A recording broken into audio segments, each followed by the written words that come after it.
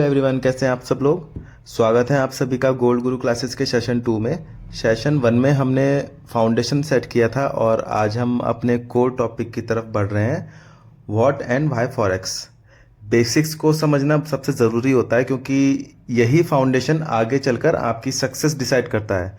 तो चलिए आज डीप डाइव करते हैं और फॉरेक्स मार्केट क्या है और हमें इसे क्यों ट्रेड करना चाहिए, ये आज हम इस सेशन में देखते हैं और सीखते हैं। सबसे पहला सवाल, क्यों? एमेच्योर्स और प्रोफेशनल्स के बीच का सबसे बड़ा डिफरेंस यही कोर कॉन्सेप्ट है। जो लोग बिना बेसिक नॉलेज के मार्केट में आते हैं वो अपना कैपिटल खो देते हैं। आज हम इसी मार्केट के मैकेनिक्स, इसकी साइकोलॉजी और एग्जीक्यूशन को ब्रेक डाउन करेंगे। हम समझेंगे कि ये मार्केट कैसे काम करता है ताकि आप वॉलेटिलिटी को अपने फ़ायदे के लिए यूज़ कर सकें। ओके। एक सक्सेसफुल ट्रेडर बनने के लिए मेन आपको 4 मैकेनिक समझने होंगे। पहला, स्ट्रक्चर। मार्केट सिर्फ ऊपर नीचे नहीं जाता, इसके पीछे एक साइकोलॉजी और एल्गोरिदम काम करता है, उसे समझना ज़रूरी है। सेकंड है आइडेंटिफिकेशन। मार्केट में अपॉर्चुनिटी रोज़ बनती हैं, लेकिन आपको सही सेटअप स्पॉट करने का प्रैक्टिस होना चाहिए। थर्ड है एग्जीक्यूशन। जब सेटअप मिले तो बिना किसी इमोशन या देरी के एग्जैक्ट पॉइंट पर अपनी ट्रेड एंटर करनी है। चौथा है डिफेंस। सबसे इम्पोर्टेंट, हमेशा ट्रेड लगाने से पहले अपना स्टॉप लॉस पता होना चाहिए, क्योंकि अगर मार्केट आपके खिलाफ गया तो लॉस को स्टॉप लॉस वहीं कट कर देगा, जिससे आपका लॉस ज़्यादा नहीं होगा। अब थोड़ा और डीप चलते हैं इन 4 पिलर्स पर: momentum, liquidity, time frame and psychology. Momentum, price किस स्पीड और स्ट्रेंथ से मूव कर रहा है। सिर्फ डायरेक्शन नहीं, स्पीड भी मैटर करती है। ऐसे ही लिक्विडिटी, ये जानना ज़रूरी है कि बाकी रिटेल ट्रेडर्स यानी कि हमारे जो स्टॉप लॉस है वो कहाँ हैं, क्योंकि बैंक और बड़े इंस्टीट्यूट्स जो होते हैं वो इन्हीं रिटेल ट्रेडर्स को टारगेट करते हैं। जितने भी बड़े इंस्टीट्यूट होते हैं और बैंक्स, ये सब हम सब रिटेल ट्रेडर्स को ही टारगेट करते हैं। तीसरा है टाइम फ्रेम। हमेशा याद रखिए, हायर टाइम फ्रेम जैसे कि डेली टाइम फ्रेम हुआ, 4 आवर टाइम फ्रेम हुआ, हमेशा लोअर टाइम फ्रेम पर हावी रहते हैं। बड़ा ट्रेंड हमेशा कमांड करता है, जितना बड़ा ट्रेंड होगा उतना ही बड़े हायर टाइम फ्रेम पर वो वर्क करेगा। साइकोलॉजी, एक लॉस आपकी अगली ट्रेड को अफेक्ट नहीं करना चाहिए। माइंडसेट क्लियर रखना है। ये नहीं कि एक ट्रेड लॉस होगी तो सेकंड में आप प्रेशर में आ गए और गलत ट्रेड ले ली। ऐसा नहीं करना है। एक बार लॉस हो गया कोई नहीं, दोबारा माइंडसेट क्लियर करके तभी नेक्स्ट ट्रेड लेनी है। नेक्स्ट है मार्केट कॉन्टेक्स्ट। फ्रेंड्स, कोई भी ट्रेड लेने से पहले मार्केट का हाल समझना पड़ता है, जिसके लिए हमें इन 4 बातों का ध्यान रखना पड़ता है, जैसे कि trending market, ranging market, choppy market and session transitions. Trending market में क्या होता है कि जब मार्केट क्लियरली हायर हाई या लोअर लो बना रहा हो, ये सबसे बेस्ट टाइम होता है ट्रेड्स को होल्ड करने का। लोअर लो पे बाय कर लिया, होल्ड करो, हायर हाई बनाएगा, मैक्सिमम चांस यही होता है। ऐसे ही नेक्स्ट होता है रेंजिंग मार्केट। जब प्राइस एक सपोर्ट और रेजिस्टेंस के बीच में फंसा हो, और रेजिस्टेंस पे टच करा, नीचे गिर गया, सपोर्ट पे टच करा, ऊपर उठ गया, तो यहाँ हम बॉटम पे बाय और टॉप पर सेल करते हैं। ऐसे ही चॉपी मार्केट, जब प्राइस बिना किसी क्लियर डायरेक्शन के तेजी से ऊपर नीचे हो, तो यहाँ पर प्रोफेशनल ट्रेडर्स क्या करते हैं कि वो मार्केट को अवॉइड करते हैं और अपना कैपिटल जो सेव कर लेते हैं। लेकिन जो अभी बिगनर्स होते हैं वो लोग यहीं पे ट्रेड्स लेते हैं, सोचते हैं अब ऊपर जाएगा, बाय कर लेते हैं, लेकिन मार्केट का कोई क्लियर डायरेक्शन तो होता नहीं है, तो जिसकी वजह से वो अपना कैपिटल लॉस कर लेते हैं। नेक्स्ट होता है सेशन ट्रांजिशंस। जब एक सेशन खत्म होता है और नेक्स्ट सेशन स्टार्ट होता है, तो वहाँ पर मेजर रिवर्सल्स और वॉल्यूम देखने को मिलते हैं, जिसकी वजह से सडनली मार्केट ऊपर या नीचे जाता है। तो इस चीज़ का भी ध्यान रखना पड़ता है। ये बहुत ही इंपॉर्टेंट कोट है, do not predict, react to what the market is showing you. इसका मतलब है कि कभी भी मार्केट में भविष्यवाणी नहीं करनी चाहिए, जैसे कि अब ऊपर जाएगा, अब नीचे जाएगा। इसकी जगह मार्केट आपको प्राइस एक्शन दिखाता है, तो उस प्राइस एक्शन के अकॉर्डिंग ही आपको ट्रेड करनी चाहिए। तो अब तक जो हमने ऊपर पढ़ा है, इस थ्योरी को प्रैक्टिकली कैसे यूज़ करें। स्टेप 1, सबसे पहले डेली चार्ट पर देखिए कि मार्केट का बड़ा ट्रेंड क्या है, जैसे कि 4 आवर टाइम फ्रेम पर या डेली टाइम फ्रेम पर।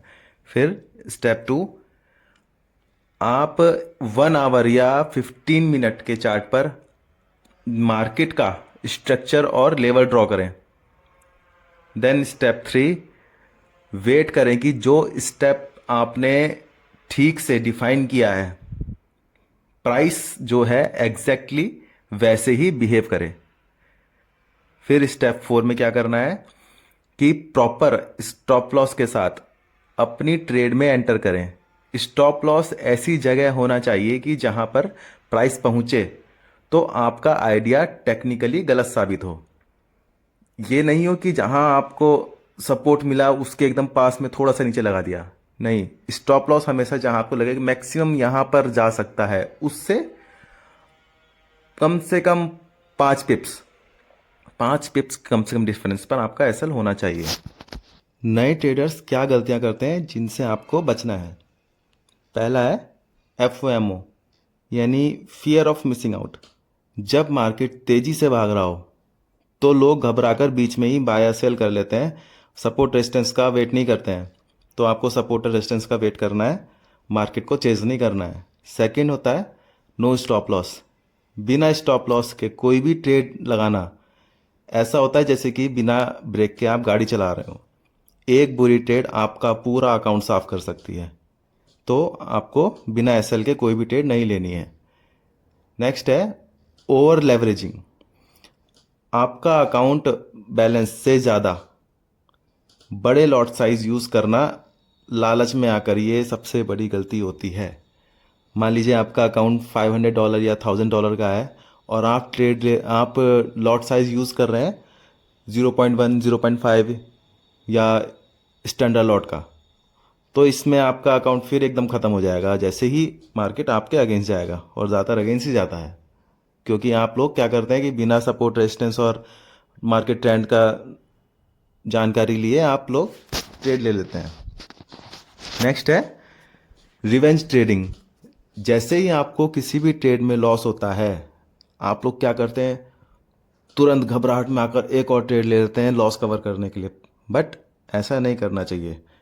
सबसे पहले देखो कहाँ सपोर्ट रेजिस्टेंस है, मार्केट का ट्रेंड क्या चल रहा है, उसके अकॉर्डिंग ही आपको ट्रेड लेनी चाहिए। देखिए, फॉरेक्स मार्केट में हम एग्जैक्ट टोटल वॉल्यूम तो नहीं देख सकते हैं, क्योंकि इसका कोई एक सेंट्रल एक्सचेंज तो नहीं है।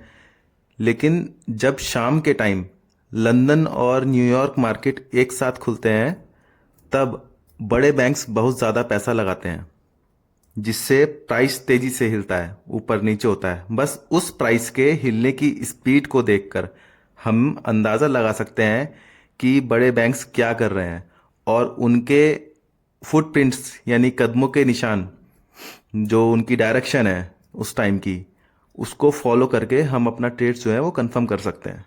एक गोल्डन रूल और है, आपका सबसे बड़ा हथियार जो है वो कॉन्फ्लुएंस है, यानी कि 2-3 अलग अलग कन्फर्मेशंस का एक ही जगह पर मिलना।